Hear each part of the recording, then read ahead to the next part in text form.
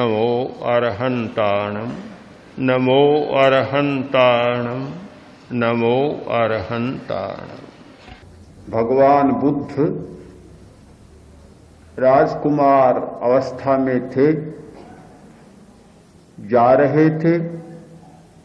रास्ते में कुछ देखा, एक आदमी झुककर चल रहा है, हाथ में लाठी है, पैर लड़खड़ा रहे हैं, सिर डोल रहा है, पूरा शरीर डोल रहा है।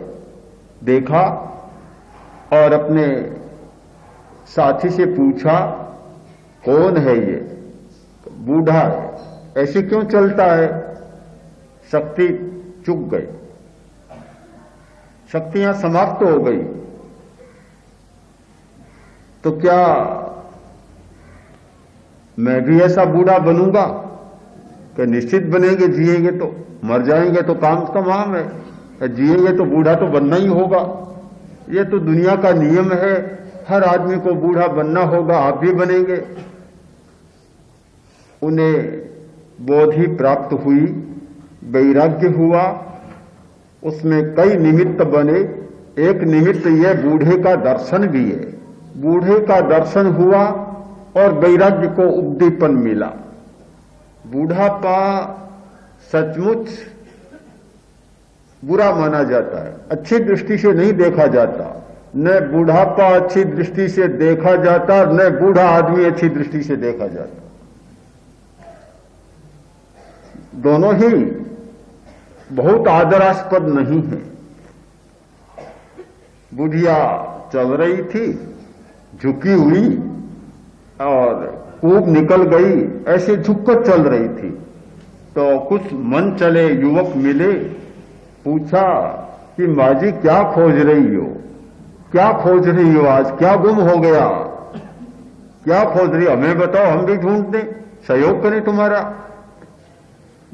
बुढ़िया बड़ी समझदार थी, बोली, बेटा और कुछ नहीं खो गया, गतम तारुण्य मौक्तिकम, यौवन का मोती खो गया, उसे ढूंढ रही हूं, कहीं मिल जाए तो, कहीं मिल जाए और फिर जवान बन जाऊं।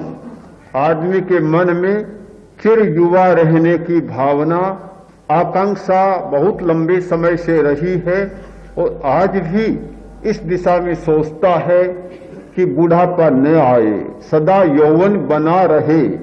बासी होना कोई नहीं चाहता, ताजा रहना चाहता है।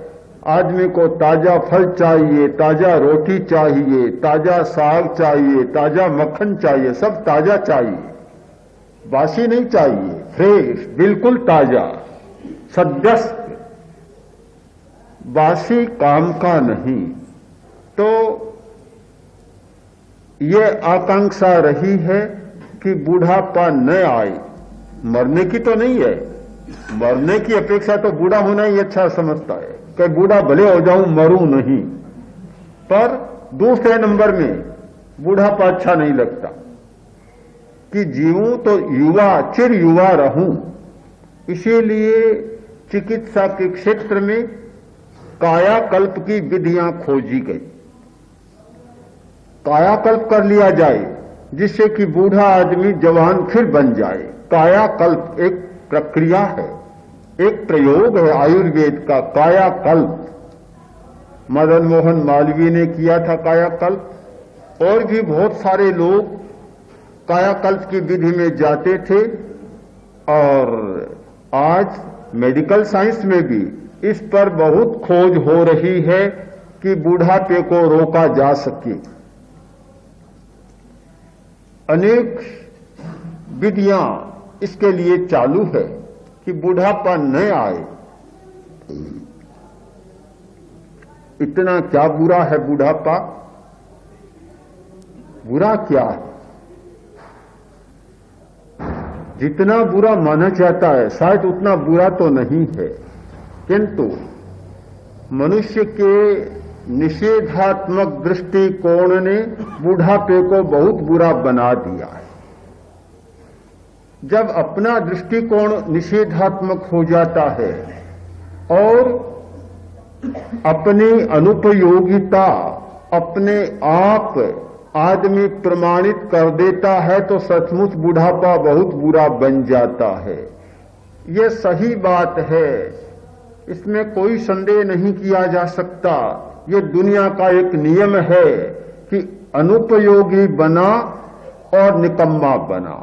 अनुपयोगी जो किसके लिए काम का नहीं होता, उपयोग का नहीं होता, जिसने अपनी व्यर्थता प्रमाणित कर दी, उसके प्रति सहज ही अनादर का भाव पैदा हो जाता है।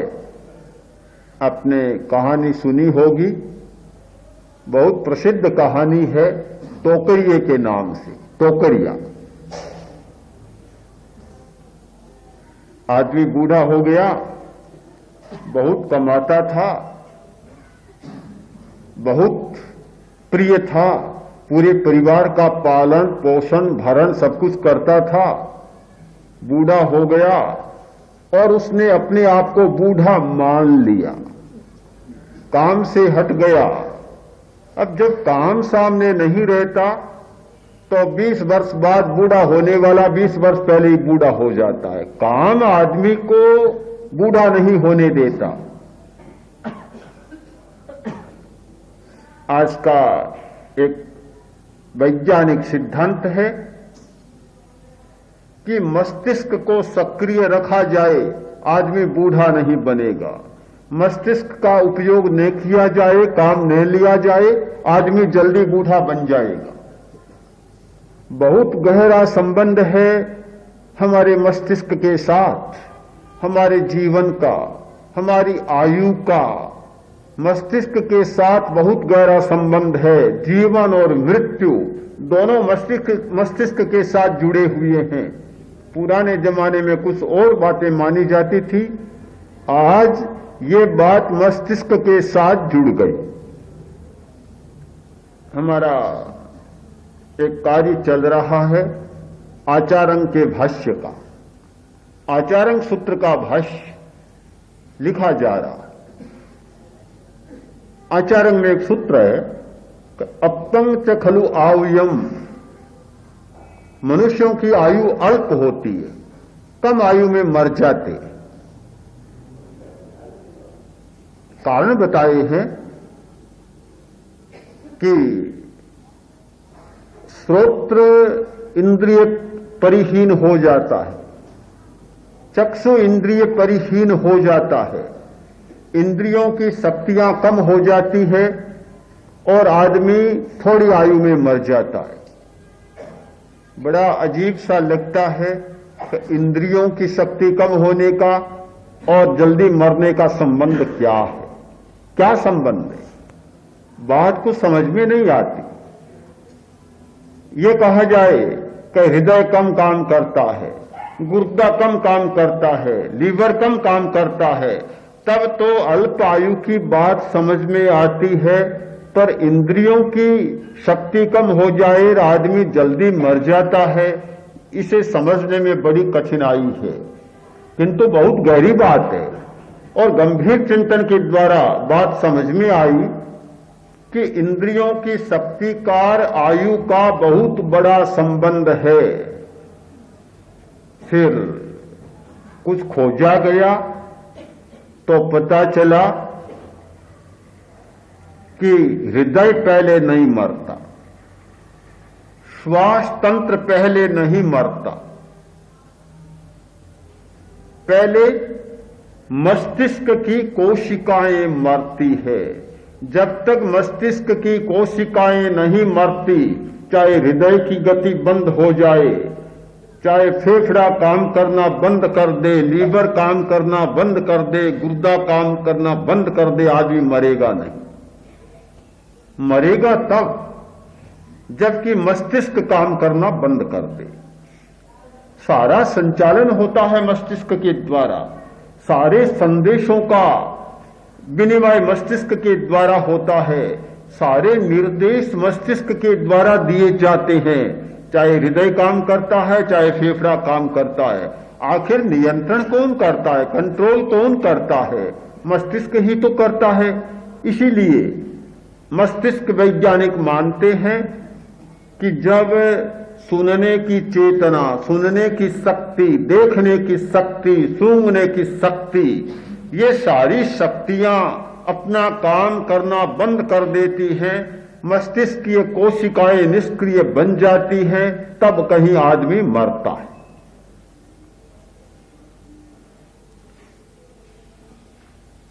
अगर आदमी मस्तिष्क से काम न ले तो निकम्मा बन जाता है, बूढ़ा बन जाता है। ऐसा न सोचें कि मस्तिष्क से काम लेंगे तो फिर ज्यादा जिएंगे, नहीं। कभी कभी ऐसा भी चिंतन का कोण होता है। एक आदमी ने सोचा कि घर में ब्याह होने वाला है 2 महीने के बाद, और गाय दूध देती है 1 किलो। अब 1 किलो देती है, और भी कम होता चला जाएगा।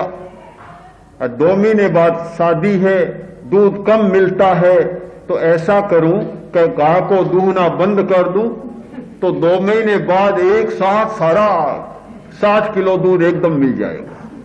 गाय को दूहना बंद कर दिया।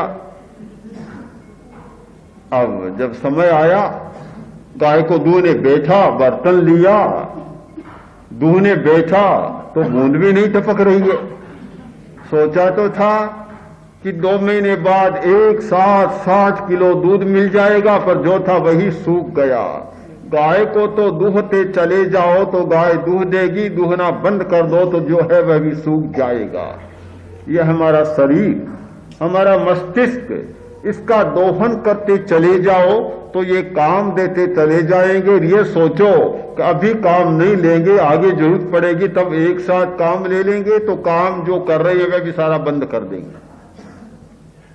जो लोग बहुत आराम में विश्वास करते हैं, पड़े रहना चाहते हैं, आलसी हैं, सुस्त हैं, न मस्तिष्क से काम लेना चाहते, न शरीर से काम लेना चाहते, किसी अवयव से काम लेना नहीं चाहते, जल्दी बूढ़े बन जाते। तो बूढ़ा होने का एक कारण है मस्तिष्क से काम न लेना।